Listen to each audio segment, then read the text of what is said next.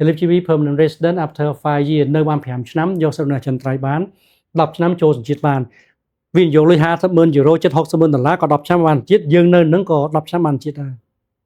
ញ្ចឹងគេសុខចិត្តចាយលុយដើម្បីយកអាហ្នឹងចាយលុយដើម្បីយកអាហ្នឹងចុះយើងទៅមានអស់លុយឯងបានច្រើនហើយកម្មវិធីនេះមហត់ការទាំងអស់ទាំងថ្លៃសាលាដល់10000ប៉ុណ្ណឹងមានន័យច្រើនមែនទេអានេះមានថាយើងទៅដល់ក្នុងពេលយើងពងរៀនហ្នឹងយើងអាចធ្វើការបាន self employed បើកអាជីវកម្មខ្លួនឯងបានអត់បញ្ហាទេបើអាជីវកម្មគាត់ថាស្រុកគេត្រូវចុះបញ្ជីអីមានបន្តអីដូចគ្នាគាត់យើងមានសិទ្ធិធ្វើតែមិនត្រូវយើងក៏ត្រូវបើកចុះបញ្ជីដែរមែនទេគាត់ពេលខ្លះមិនតន់តឹងយើងចេះដាក់តូបលក់មុខផ្ទះបាននេះអត់ទេណាចុះបញ្ជីចុះអីត្រឹមត្រូវទៅប្រទេសប៉ូទុយហ្គាល់គឺប្រទេសទេសចរសេដ្ឋកិច្ចគេពឹងខ្លាំងលើទេសចរហើយប្រទេសហ្នឹងបើមកចោះទេណាខ្ញុំទៅហ្នឹងគឺអ្វីខ្ញុំ surprise គឺអាកាសធាតុល្អមែនទែនតិចបំផុត15 16ក្តៅបំផុត30ខ្ញុំទៅនឹងខែល្ងាខ្ញុំទៅបារាំងពេលឲ្យឡើង 4-5 ជាន់ឡើងកាហាយច្រមុះស្អកកទៀតទៅដល់ Swiss តែកកទៀតហោះមកប៉ូទុយហ្គាល់ធម្មតាពេលឲ្យរៀងខាំមុំល្ងាដូចខ្ញុំសិនជាប់ណាពេលឲ្យខាំមុំស្រួលដើរស្រួលមែនទែនហើយកម្រលឺមាន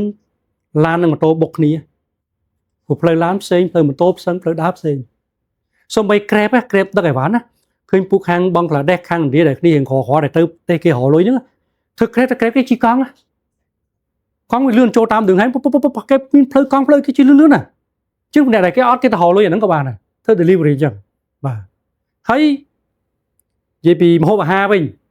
បើយើងនិយាយញ៉ាំហាងនៅក្នុងហាងវិញប្រហែលនៅខ្មែរខ្ញុំទៅ Swiss គ្នា8នាក់ញ៉ាំមួយពេលអស់ជាង300លុយ Swiss គិតជាដុល្លារប្រហែលចូល500 3នាក់ច្រើនណាស់ច្រើនដល់ពេលមកប៉ូទុយហ្គាល់8នាក់ហ្នឹងតែញ៉ាំប្រហែលហ្នឹង€90គិតជាដុល្លារប្រហែលជា110ញ៉ាំហើយមើលមកគ្នាវាខុសគ្នាច្រើនពេកមកគេគិតច្រឡំមកក្នុងនេះទីងបងតើនេះទីងបងមើលអត់ទេមែនគាត់ថាជួយថោកជាងទៅញ៉ាំ EOL ទៀតណា8នេះអស់តែ100គិតមើលហើយញ៉ាំនៅហាងហ្នឹងហើយមានល្ងាចមួយនោះយកចាយរៀងខ្លួនក៏ថាមិនទៅញ៉ាំអីទេគាត់ដើរទៅរកអីក្បែរអូតាទៅដល់ mall គេមួយទៅទិញនៅ food court ដូចជា€4មួយចានគេឆ្អែតហ្មង€4យើងនឹងក៏4-5រៀលដែរមែនទេវាផាប់ផែគ្នាយើងថាផាប់ផែគ្នាប៉ុន្តែអ្វីថ្លៃផ្ទះជំរាបឲ្យជួលផ្ទះថ្លៃជួល900ទៅ1300€ចន្លោះហ្នឹងអញ្ចឹងបើយើងទៅអាហ្នឹងក៏គេមានលក្ខខណ្ឌដាក់លុយដែរ